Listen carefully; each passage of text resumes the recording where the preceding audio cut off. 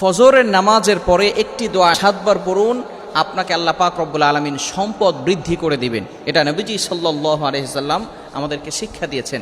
অনেক সময় সাহাবায়ে কেরাম নবীজি সাল্লাল্লাহু আলাইহি সাল্লামের কাছে গিয়ে বলতেন, ইয়া রাসূলুল্লাহ, ইয়া হাবিবাল্লাহ, আমার সম্পদ যাতে করে বৃদ্ধি হয় আপনি আমাদেরকে কিছু আমল শিক্ষা দেন, এমন কিছু আমল আমাদেরকে বলে দেন যার কারণে আল্লাহ পাক রব্বুল আলামিন আমাকে সম্পদের মালিক বানাবেন।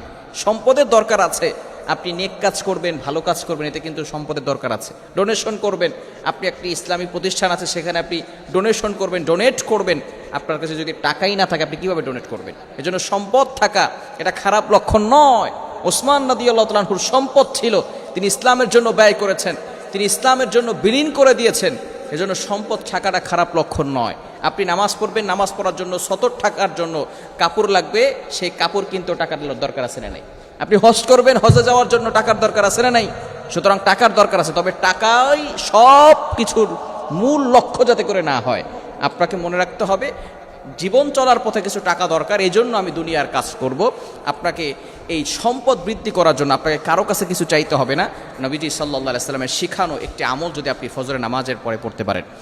নবীজি সাল্লাল্লাহু আলাইহি ওয়াসাল্লাম জানিয়ে দিয়েছেন, এমন কিছু দোয়া আমাদেরকে শিক্ষা দিয়েছেন যে দোয়ার বদৌলতে আল্লাহ পাক রব্বুল আলামিন ওই বান্দার সম্পদ বৃদ্ধি করে দিবেন। প্রতিদিন ফজরের নামাজের পরে ছোট্ট একটি দোয়া পড়বেন 7 বার।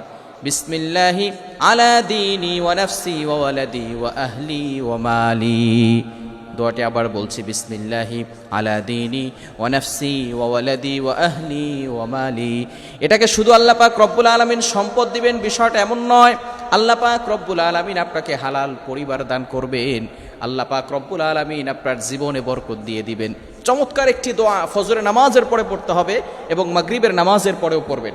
তবে দুঃখজনক হলেও সত্য, আমরা অনেকেই ফজরের নামাজ পড়ি না, ফজরের নামাজ আমরা উঠতে পারি না। হুজুর ফজরের নামাজ উঠতে পারি না, কি যে হয়েছে আমার, রাতের বেলা ঘুমায় 2টা-3টার সময়, কিভাবে আপনি ফজরের নামাজের সময় উঠবেন? এজন্য রাতে তাড়াতাড়ি ঘুমাতে হবে। নবীজি সাল্লাল্লাহু আলাইহি সাল্লামের সুন্নাহ হচ্ছে নবীজি সাল্লাল্লাহু আলাইহি সাল্লাম এশার আগেই খাবার খেয়ে ফেলতেন। এশার নামাজ পড়েই নবীজি সাল্লাল্লাহু আলাইহি সাল্লাম ঘুমিয়ে যেতেন, সাহাবায়ে কেরামরাও ঘুমিয়ে যেতেন এবং নবী সাল্লাল্লাহু আলাইহি সাল্লাম শেষ রাতে তাড়াতাড়ি উঠতেন। এখানে তাড়াতাড়ি ঘুমিয়ে যেতেন, সেই শেষ রাতে তাড়াতাড়ি উঠতেন, কেননা সেই শেষ রাতে কিন্তু আল্লাহ তাআলা তাহাজ্জুদের সময় প্রথম আসমানে চলে আসেন। বুখারী শরীফের ভিতরে হাদিস এসেছে, নবীজি সাল্লাল্লাহু আলাইহি সাল্লাম জানিয়ে দিয়েছেন তাহাজ্জুদের সময় রাতের শেষ অংশে আল্লাহ তাআলা প্রথম আসমানে এসে বান্দাদেরকে ডাকতে থাকেন, আর আল্লাহ পাক রব্বুল আলামিন বলতে থাকেন, কার কি লাগবে আমি আল্লাহর কাছে চাও।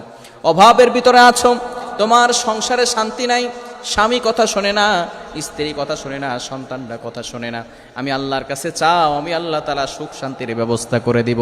সম্পদ লাগবে, আমি আল্লাহ সম্পদের ব্যবস্থা করে দিব। ইজ্জত লাগবে, আমি আল্লাহ ইজ্জতের জিন্দেগি দান করে দিব। চাইতে হবে একজনের কাছে, তিনি কে? ওই আল্লাহর কাছে চাইতে হবে। আপনি একটু তাড়াতাড়ি উঠেন, ফজরের নামাজ পড়েন, ফজরের নামাজের আগে কিছু সময় আগে তাহাজ্জুদ নামাজ পড়েন, এই সময় আপনি এই দোয়াগুলো করেন আল্লাহ তাআলার কাছে। বিশেষ করে ফজরের নামাজের পরে 7 বার পড়বেন, মাগরিবের নামাজের পরে 7 বার। বিসমিল্লাহি আলা দীনি ওয়া নাফসি ওয়া ওয়ালাদি ওয়া আহলি ওয়া মালি। এই দোয়াটি আল্লাহ তাআলার কাছে করলে আল্লাহ পাক রব্বুল আলামিন হালালভাবে আপনার সম্পদ বৃদ্ধি করে দিবেন। আল্লাহ তাআলা আমাদের সকলকে বুঝার তৌফিক দান করেন।